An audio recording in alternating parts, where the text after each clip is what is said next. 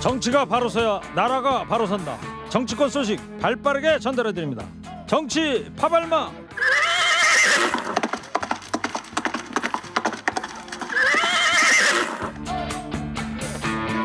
날은 더워도 오늘도 달립니다. 컴퓨터처럼 정확한 시사평론, 평론계 터미네이터.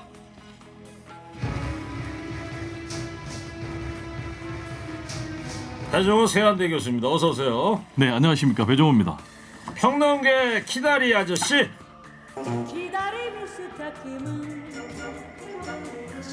이분은 미스터 송이시죠. 송국권 영남일보 본부장입니다. 두 분 어서 오세요. 안녕하세요. 안녕하세요. 어때요? 마음에 들어요? 배경음악이? 뭐 좀 네? 연결이 좀 자연스럽지 못하네요. 키다리 아저씨는 주로 좋은 일을 많이 하는 사람인데 예. 앞으로 좋은 일 많이 해야 되겠습니다. 아, 좋습니다. 예. 지금 유튜브를 보고 계시던 분들이 열공한다. 토론 고시생들 같아요. 분위기 아주 진지합니다. 자, 첫 번째 얘기부터 해볼게요. 6일 지방선거와 보궐선거 사전투표 오늘 시작이 됐는데 지난 4년 전 지선에서는 민주당이 압승을 거뒀었는데 이번 지선 어떻게들 전망하십니까? 일단 지금 여권 입장에서 보면은 정권 교체에 이어서 지방 권력도 교체할 가능성이 높아졌다. 그렇게 보이죠. 4년 전에는 일단 광역단체장 기준으로 하면은 물론 기초단체장, 광역위원, 기초위원도 비슷한 추세였지만은 광역단체장 기준으로 하면은 전체 17개 중에서 14대 3이었어요. 네. 민주당이 14 그리고 지금 국민의힘 계열은 대구, 경북 2개, 제주도는 무소속 원희룡 이렇게 됐거든요. 그런데 지금은 그게 완전히 거꾸로 될 수도 있다는 전망까지 나옵니다. 물론 이 14대 3까지는 아니더라도 지금 가장 민주당이 여론조사에서 앞서는 지역은 호남 3국과 제주도거든요. 네. 거기다가 지금 충청과 경기가 접전이기 때문에 한 10대 7 이 정도 나오더라도 어쨌든 전반적으로는 이 국민의힘이 지방 권력도 어느 정도는 되찾을 거다. 그런 네. 기대가 내부에 있고 특히 이번에는 국회의원 보궐선거를 7곳에서 같이 합니다. 그렇죠. 그 7개 국회의원 보궐선거도 대다수 지역에서 지금 국민의힘이 선전을 하고 있기 때문에 국민의힘 입장에서는 상당히 기대를 걸고 있죠. 여권의 압승을 예상을 하셨고 배정호 교수님은? 뭐 압승으로 끝날지는 열어봐야 되겠지만 일단 민주당이 상당히 불리한 선거다라는 것은 좀 부정하기 어려울 것 같아요. 한마디로 기울어진 운동장에서 치러지는 선거 때문에 그런데요. 일단 새 정부가 5월 10일 날 출범했지 않습니까? 그럼 이제 자연스럽게 컨벤션 효과가 있고 또 바이든 미국 대통령 방문해가지고 한미 정상회담 효과도 있다고 네. 봐야 돼요. 그러다 보니까 이제 정권 안정론이 정권 견제론보다 10%포인트가 우세한 것으로 계속 여러 여론조사에서 일관되게 나오고 있거든요. 그러면서 최근에 이제 윤석열 대통령 지지율이 50%를 넘었어요. 거기에다가 이제 반대로 민주당 같은 경우 이제 박완주 전 민주당 소속이죠 의원의 성비 사건 여기에다가 이제 박지원 비대위원장의 발언을 둘러싼 내분이 좀 이어지면서 지지율이 상당히 좀 20% 안팎까지 지금 추락하는 그런 상황. 그러다 보니까 가장 문제가 민주당 같은 경우는 전통적인 지지층이 결집을 해야 되는데 이분들이 실망감 때문에 투표장으로 안 나온다면은 상당히 어려운 그런 결과도 예상이 됩니다. 그래서 네. 최재성 전 정무수석 같은 경우는 어떻게 했냐 전망을 5곳 이기면은 선전 그리고 6곳 이기면은 이긴 것 이렇게 전망할 정도로 지금 민주당 내부에서도 어렵게 보고 있습니다. 예. 한 청취자께서 그나마 정치 파발마 금요일 정치 파발마가 그나마 젠틀한 프로입니다. 이렇게 문자를 보내셨는데 두 분께서 나름 신사적인 평론가다 이런 평가를 받고 있는 것 같습니다. 좋으시겠어요? 뭐 앵커가 젠틀맨이니까. 자, 어제 지상파 3사 여론조사 결과가 있었는데 이 여론조사 결과에서 보면 경기도에서 이제 김은혜, 김동연 후보가 5차 범위 내 접전인데요. 한국갤럽조사에서는 김은혜 후보가 5차 박승으로 나오더라고요. 이렇게 들쑥들쑥한 이유는 뭐라고 보십니까? 일단 여론조사 결과가 다를 때는 제일 처음에 살펴보는 것이 이것이 ARS 조사냐 아니면 전화 면접 조사냐 여기서부터 살핍니다. 전화 면접 조사는 아무래도 죄송합니다. 전화 면접 조사는 이 여건에 유리하게 나옵니다. 직접 전화를 받기 때문에 가령 예를 들어서 공무원이나 이런 사람들이 야당 지지한다고 말하기가 어려워요. 네. 그래서 여건에 우세하게 나오는데 이번 조사는 양쪽 다 전화 면접이었어요. 그런데 이 결과를 보면은 김동연 후보 같은 경우는 같은 날 같이 다른 기간만 달리 조사를 했는데 8% 이상 차이가 나는 이런 결과가 나왔거든요. 그런데 지금 보면은 이 표본수도 거의 비슷하고 다 비슷한데 이 경기도지사 여론조사가 계속 이렇게 들쑥날쑥한데 그 이유는 다른 데서 찾을 수가 없어요. 그러니까 결국은 이것은 같은 방식의 여론조사하고 샘플이 같았다면은 네. 경기도가 워낙 넓기 때문에 어느 쪽에서 많이 샘플이 채집을 됐는지 그 경기도 안에서도 뭐 도심도 있고 또 그 농촌도 있고 한데 그래서 어느 쪽에서 많이 채집이 됐는지 그것밖에 설명을 할 수가 없다. 네. 그런 그 분석들을 알겠습니다. 하더라고요. 저 밖에서 PD들이 송 본부장님 컨디션 괜찮으시냐고 힘드시면 누워서 얘기해도 된다고 그러는데 컨디션이 왜 어떻게 안 보여? 목소리 때문에 괜찮으시죠? 아, 예. 네. 자 김은혜 후보하고 강용석 후보 단일화는 물 건너간 것 같아요 지금. 지금은 여론조사 그리고 오늘부터는 벌써 사전 투표가 시작이 됐기 때문에 예. 투표용지에 다 이름이 인쇄가 돼 있고 또 사전 투표를 하기 전에 그 만약에 단일화를 해서 한 사람이 사퇴를 하면은 그 투표소에 그 게시가 됩니다. 네. 이 후보는 사퇴를 했다고 게시가 되는데 지금은 그런 게시도 안 되는 상태고 이제는 이제 끝난 거죠. 끝난 거죠. 네. 그리고 지금 전체 지난번 4년 전 같은 경우는 그 전체 투표율이 60%인데 사전 투표에서 20%가 투표를 했거든요. 강용석 후보도 단일화에 대해서는 안 한다고 그랬죠. 네, 이제 더 이상 뭐 그 부분에 대해서는 언급을 안 하고 있죠. 자, 배 교수님, 네. 인천 계양을 쪽 보자고요. 여기 여론조사 어떻습니까 지금?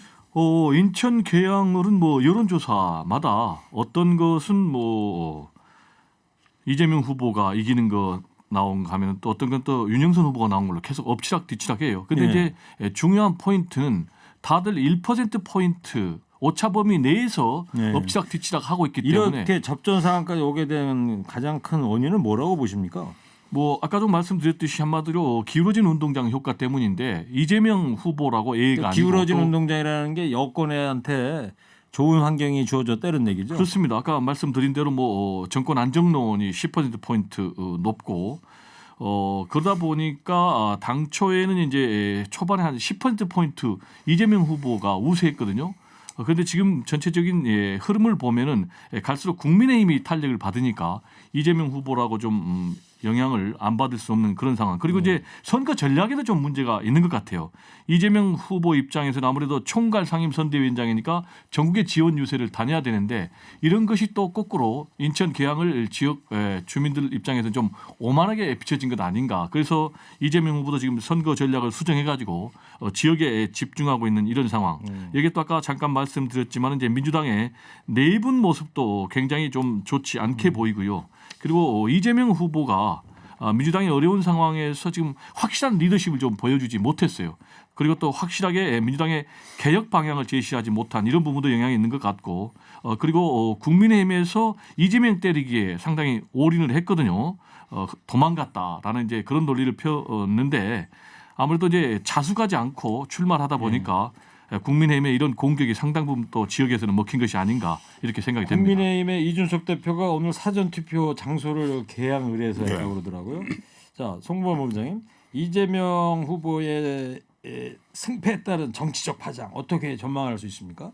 일단 이재명 후보가 이번에 좀 어려움을 겪고 있지만 이긴다면은 바로 또 8월에 전당대회가 있거든요. 네. 전당대회에서 아마 당권을 장악을 하게 될 겁니다. 국회의원 배치도 달고 당권도 장악을 하고 하면은 그 상황에서는 뭐 대장동이나 여러 가지 수사 이야기가 나오지만 그것이 진행되기가 어렵죠. 그리고 그 과정에서 본인이 지금까지 국회의원도 한 번도 안 했기 때문에 당내의 세력이 좀 약했는데 당내의 진영을 구축을 하면은 5년 후를 충분히 노릴 수 있는 그 길이 생기는데 만약에 졌을 경우에는 엄청난 파급 효과가 있죠. 특히 이 책임론이 불거지면서 왜 그러냐면 지금 다른 지역 선거도 지금 좀 불리하거든요. 그런데 이재명 후보는 총괄 선대위원장이기도 합니다. 네, 그렇죠. 그러면 본인의 선거 또 다른 선거까지 이렇게 그 결과가 안 좋다면은 책임론에 휩싸이면서 또 특히 지금 586 그 용태론까지 불거졌기 때문에 이 선거가 끝나면 민주당이 상당한 내분이 일어나서 이 야당발 정계 개편 가능성까지도 지금 내다볼 수 있는 그런 상황으로도 갈 수가 있죠. 알겠습니다. 이재명 후보가 이 여론조사 결과에 대해서 이런 말을 했어요. 여론조사 통계는 다 틀린 거다. 지방선거 투표율이 통상 50% 중반대인데 많이 투표하면 민주당이 이긴다. 이러면서 유권자들한테 한 표를 호소하기도 했습니다. 자, 배 교수님. 네. 박지원 민주당 비상대책위원장이 이번 주 안으로 86 용태 같은 쇄신안을 발표하겠다고 했는데 아직 발표 소식은 없습니다. 이게 왜 새 신안이 쉽게 나오기 어렵냐면요. 86 용태론은 나름대로 설득력이 있는 얘기다라고 저는 개인적으로 공감합니다. 그렇지만 구체적인 방법론과 관련해서 굉장히 어려워요. 그럼 이제 86 사람들은 다 물러나라는 얘기냐라는 것에 대해서 박지원 비대위원장도 다 물러나는 것은 아니고 네. 문제 있는 사람 물러나는 거다라고 좀 수습을 했는데 보니까 윤호중 비대위원장하고 두 사람이 만났다고 그래요. 그래서 이제 수습책을 지금 논의한 것 같은데 아마 제가 볼 때는 굉장히 내분 문제 때문에 특히 이제 출마자들은 이게 뭐냐 중앙당이 도와주는 것이 아니고 오히려 방해하고 있는 것 아니냐라고 지금 반발하고 있고 또 당원들도 굉장히 반발하고 있기 때문에 어쨌든 간에 제가 볼 때는 수습책이 나올 것 같은데 이런 이제 구체적인 뭐 586 용태론에 대해서보다는 힘을 합쳐야 된다라는 것 플러스 그리고 자성의 목소리 정도로 좀 어떤 수습 합의문이 나오지 않을까 이렇게 생각이 됩니다. 네. 민주당의 비상대책위원이죠. 최이배 의원이 오늘 오전에 한 라디오 인터뷰를 통해서 박지원, 윤호중 공동 비대위원장이 만난 것 같고 뭔가 수습을 하기 위한 협의를 논의를 한 것으로 들었다. 타이밍이 문제다 이런 이야기를 했다고 합니다.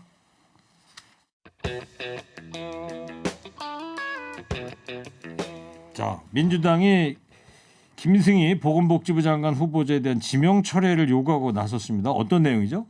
그러니까 한마디로 자격이 없다라는 것입니다. 구체적인 자격 부족 이유로 이제 막말 논란을 들었어요. 이분이 자유한국당 국회의원이었습니다. 지난 2019년도에 국회 복지 국감에서 당시 자유한국당 의원으로 활동하면서 문재인 대통령의 그 전용 기록관 걸린 문제가 있었어요. 네. 국무회의가 의결됐다는 것과 관련해서 나중에 문재인 대통령이 대노했다라는 그런 보도가 있으니까 도대체 무슨 얘기냐 그걸 알지도 못했다는 거냐 건망증이라면은 이건 치매 초기 증상이다 라면서 얘기를 해가지고 예. 민주당에서 강력 반발해가지고 혐오 조장 막말과 관련해서 이제 국회 윤리에 제소가 됐고 또 이분이 보니까 자유한국당에서 나중에 국회의원 공천 신청했는데 탈락을 했어요. 이것 가지고 이분은 자격이 없다라고 얘기를 하고 있고 또 하나는 식약처장 당시에도 좀 문제가 있었어요. 가짜 배고수 파동이 있었지 않습니까? 근데 이제 독성이 확인되는데도 불구하고 이게 이제 인체에 의해 문제 없는 것으로 판단한다. 이렇게 또 발언을 했었고 또 살충제 계란 파동 당시에는 대비책을 제대로 마련하지 못한 채 후임 식약처장에게 떠넘겼다. 네. 이런 비난을 받고 있기 때문에 송 본부장 이 네. 논란 어떻게 생각하십니까? 지금 다른 여러 가지 설명하셨지만 그 중에서도 아마 문재인 전 대통령에 대한 치매 초기 발언 이 이야기를 지금 상당히 문제를 삼고 있는데 네. 조금 전에 과정을 설명하시면서 하나 생략한 게 있어요. 뭐냐면 그 발언이 나오게 된 것이 그때 문재인 전 대통령이 재임을 하면서 개별 대통령 전시관을 만들겠다고 했어요. 기록관, 대통령 그 전시관을 기념관을. 그런데 개별적으로 만든 적이 없거든요. 여기 이것이 보도가 되니까는 청와대에서 어떤 보도가 나냐면은 문재인 대통령이 노발대발했다, 취소하라고 했다. 왜 내 것만 개별로 만드느냐 이렇게 했다는데 네. 그 직전에 대통령 주재 국무회의에서 관련 예산이 통과가 됐습니다. 그러면 문재인 대통령이 그 상황을 알고 있었을 텐데 그것을 얼마 후에 보도가 되니 대노를 했다. 그리고 취소를 하라고 했다. 그러니까 이 김성희 의원이 아니 그럼 얼마 전에 국무회의에서 한 것은 그것은 기억에서 잊어먹었느냐. 그래서 이 건망증은 치매의 초기 단계다. 이런 식으로 이야기가 네. 전개가 된 거예요. 그래요. 물론 그래도 그것이 좀 부적절한 거죠. 전직 그러니까 대통령에게. 기억까지는 괜찮았는데 일국의 대통령을 향해서 치매 이런 이야기를 한 것에 대해서 그러니까 그것은 논란이 됐던 것 같습니다. 일반화된 거, 일반화시킨 거죠. 문재인 대통령이 치매라고 이야기한 게 아니고 네. 이 건망증이 심해지면 치매가 된다. 뭐 그 결국 같은 비슷한 말이긴 예. 한데. 예. 알겠습니다. 자 그리고 박순애 교육부 장관 후보자 인선 두고도 또 이야기가 나오고 있어요, 배 교수님. 네, 이분 같은 경우는 이제 전문성이 좀 문제가 되고 있습니다. 교육 분야 전문가라기보다는 행정가가 공공 행정 성과 관리 분야 전문가입니다. 지금 현재 서울대 행정학과 교수인 거죠? 네, 그렇죠. 그런데 이제 이분이 인수위에서 정무사법 행정분과 인수위원으로 역임을 했거든요. 그러다 보니까 당시에 하마평이 좀 무성했는데 행안부 장관이 갈 것이다. 또 환경부 장관으로 갈 것이다. 이런 전망들이 나왔어요. 이 네. 전문성 때문에. 그런데 이분을 교육부 장관으로 지금 임명을 지명을 하니까 이런 문제가 나오고 있는데 문제는 이분뿐만이 아니고 차관이 이제 장상윤이라는 분인데 이분도 지금 교육하고는 전혀 접점이 없는 분이에요. 국무조정실 관료 출신인데요. 자, 그러면 왜 이런 인사를 했을까라는 것과 관련해서는 아무래도 좀 교육부를 홀대하는 것 아니냐. 네. 이유는 앞으로 교육부를 좀 대대적으로 조직 개편한다라는 이제 그런 전망들이 있거든요. 예. 그래서 좀 교육계 내부에서는 이 두 분의 인사에 대해서 우려의 목소리가 높습니다. 송 본부장은 어떻게 보십니까? 뭐 교육부 축소 아니냐 이런 얘기까지 나온다 그러는 상황인데. 그러니까 지금 그 대선 때 여가부와 교육부에 대한 어떤 체질 개설이 논란이 됐었죠. 교육부도 축소 이야기가 나왔는데 지금 박순애 후보자를 임명을 한 것은 교육 정책을 위해서가 아니고 예. 교육 행정을 바꾸자는 거예요. 그래서 박순애 그 후보자가 여성 최초로 그때 공기업 평가 단장을 했습니다. 그러니까 공공행정에 대해서 전문가예요. 그렇기 때문에 여기 가서 교육부에 가서 교육 행정을 바꾸는 게 교육 그 정책을 바꾸는 것이 아니고 교육 행정 체계부터 이 손을 봐서 그 뭐 축소를 하든지 심지어 뭐 폐지 이야기까지 나왔지만은 그까지는 안 가더라도 교육부의 그 행정 체계를 바꿔서 올바른 정책이 나올 수 있도록 하는 그 디딤돌을 만드는 네. 그런 역할을 부여를 받은 것 같아요. 알겠어요. 자, 국무조정실장에 또 윤종원 기업은행장이 내정된 걸 두고 당정 간에 기싸움이 계속되고 있는데 어떻게 될 거라고 보세요, 배 교수님? 제가 볼 땐 좀 임명이 쉽지 않아 보여요. 한덕수 왜냐하면 총리가 이 천거하는 인물이라는 거 아닙니까? 그렇습니다. 지금 이제 국민의힘에서 강력하게 반발하고 있지 않습니까? 새 정부의 경제 철학과 맞지 않다. 그러니까 이제 문재인 정부에서 청와대 경제수석을 했는데 소득 주도 성장이라든지 뭐 최저임금 인상에 앞장섰다. 그런데 여기에 대해서 이제 한덕수 국무총리는 아니다. 그 반대다라고 주장을 하고 있는데 문제는 이걸 이제 그대로 임명을 할 것 같으면은 윤석열 대통령이 하면 되는데 이걸 질질 끌고 네. 있거든요. 인사청문회가 필요 없는 분이죠. 국무조정실장 자리는. 그렇습니다. 그래서 이제 대통령이 고민하고 있다. 청와대가 이렇게 얘기를 하고 있고 또 기자들이 물어보니까 아무 말도 안 했어요. 이 얘기는 지금 못마땅하다라는 얘기인데 그러면 왜 이렇게 계속 시간을 질질 끌고 있느냐. 지금 이제 윤석열 대통령 입장에서는 책임 총리제를 계속 주장을 했거든요. 예. 근데 한덕수 국무총리가 쓰겠다라는 사람을 내가 못 책임지고 쓰게 쓰겠습니다 하는데 못 쓰게 할 수도 없고. 그럼 책임 총리제를 뭐 시작부터 부정하는 거잖아요. 그래서 한덕수 국무총리 당신이 좀 알아서 정리해 주시오. 예. 라면서 좀 시간 벌기 하고 있는 것 아닌가 생각이 됩니다. 송건 본부장님 뭐 관련해서 취재된 내용 좀 없어요? 국무조정실장이라는 자리가 네. 그 장관급입니다. 장관급인데 어떤 자리냐 하면은 차관급 회의를 다 주재하는 자리예요. 네. 각 부처 18개 차관? 부처 18개 부처 차관을 다 찾아가는 회의를 주재를 해서 그래서 이 각 부처에 뭐 부딪히는 부분이 있으면 그것을 조정을 하고 해서 안건을 만들어서 국무회의에 올려주는 그 자리예요. 그러니 이 국무총리실 안에 있거든요. 국무총리 산하에 비서실이 있고 국무조정실이 있기 때문에 물론 한덕수 후보자의 죄송합니다. 한덕수 총리의 의견이 제일 중요하죠. 예. 본인이 같이 일해야 되니까. 그렇지만 말씀드린 대로 18개 부처를 통할하는 그런 업무라면은 윤석열 대통령의 방향과 정책 방향과 뜻이 맞지 않다고 하면은 어떤 그 빨리 결단을 내릴 수도 있는 것이죠. 왜 그러냐면 문재인 정부에서 경제 수석을 했는데 경제 수석을 하면서 뭐 부동산 정책이나 에너지 정책 또 이런 것도 소득 주도 성장 예. 이런 것도 다 입안을 하고 주도를 했기 때문에 근데 그게 결국은 실패한 걸로 드러나고 있지 않습니까? 그러니까 윤석열 대통령의 인사 기조가 능력 위주, 실력 위주인데 거기도 좀 어긋난다. 그렇게 보면은 정리하는 게 맞죠. 짧게 예. 반론하겠습니다. 네. 국무총리 뭐 반론하실 거 없어요? 조정실장은 예. 네, 그러니까 어떻게 보면 이제 한덕수 국무총리 오른팔이거든요. 그러면 당연히 총리가 원하는 사람을 쓰게 해야죠. 그런저런 이유로 못 쓰게 한다면은 제가 볼 때 총리가 제대로 일할 수 없죠. 입장이 좀 다르신 것 같아 두 분이. 그런데 어차피 국무조정실장도 인사권자는 대통령이죠. 알겠어요. 자 주말쯤에는 뭐 결론이 나겠죠. 이번 주말쯤에는. 다음 국무회의 하기 전까지는 뭐 결론을 내야 되지 않나 예. 싶네요. 알겠어요. 그리고 법무부 인사정보검증단 만든다 이런 이야기에 대해서 윤석열 대통령이 취임 후 오늘 출근길에서 기자들 앞에서 입을 열었죠. 네, 이제 취임 후에 입을 왜 열었을까? 역시 이제 여론이 굉장히 좀 좋게 돌아가지 않으니까 아무래도 본인이 직접 입을 열면서 한동훈 법무장관의 힘을 실어준 것 같은데요. 네. 미국 사례까지 들었어요. 그러면서 대통령 비서실이 뭐 비위라든지 이런 걸 캐내는데 좀 앞장서면 되겠느냐라는 라면서 이제 이 취지를 상당히 좀 옹호를 했는데 제가 볼 때는 좀 취지 자체가 맞지 않는 것 같아요. 그게 무슨 얘기냐? 취지는 좋은데 그 취지는 뭐냐면은 제왕제 대통령의 권한을 내려놓겠다라는 것이거든요. 그럼 이제 민주주의 작동 원리에 따라서 견제와 균형의 원리에 따르겠다라는 것인데 거꾸로 이렇게 되면은 법무부 장관의 권한이 너무 세지는 거예요. 지금도 검찰 인사권 있죠. 그리고 수사지휘권 있죠. 감찰권 있죠. 여기에다가 공직자 후보들 인사검증까지 하게 되면은 완전 지금 뭐 무소불위의 법무부 장관이 되는 거죠. 그러면 이제 소통령 또 뭐 왕장관 이런 얘기가 나오기 때문에 좀 맞지 않는 것 같습니다. 저는 이 청와대로 오래 출입하면서 이 문제에 대해서 상당히 취재를 많이 했어요. 대통령 인사권 행사 문제에. 오늘 일단 윤석열 대통령이 이야기한 것은 기자의 질문에 답한 것이고 그리고 미국도 그렇게 한다. 검증은 법무부에서 한다 했습니다. 미국 FBI가 해요. FBI는 그 법무부 소속입니다.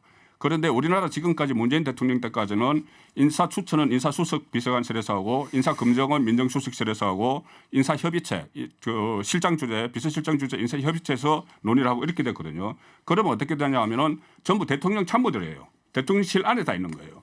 대통령실 안에서 추천하고 검증하고 논의를 하니까 그 일종의 어떤 자기 그들끼리 뭐 타협이 이루어질 수도 있고 설중이 이루어진다는 거예요. 그래서 검증 기능을 아예 대통령실 밖으로 끌고 나와서 칸막이를 치자는 겁니다. 알겠습니다. 그래서 그 검증을 더 철저히 할 수 있도록 그 기능을 법무부에 부여를 한 것이죠. 아니요, 잠깐만요. 검증 기능을 대통령실에서 밖으로 보내는 것을 반대하는 거 아니에요. 그럼 그 취지에 맞게 해야 되는데 그냥 한 군데 몰아주니까 문제가 된다는 것이고 그리고 두 번째로는 이걸 하려면 정부 조직법을 바꿔야 돼요. 근데 대통령령만 바꿔서 하겠다니까 안 맞고 그리고 미국 같은 경우는요. 대배심제입니다. 거기서 기소하냐 마냐 유죄냐 아니냐를 결정하기 때문에 근본적으로 사법 체계가 다릅니다.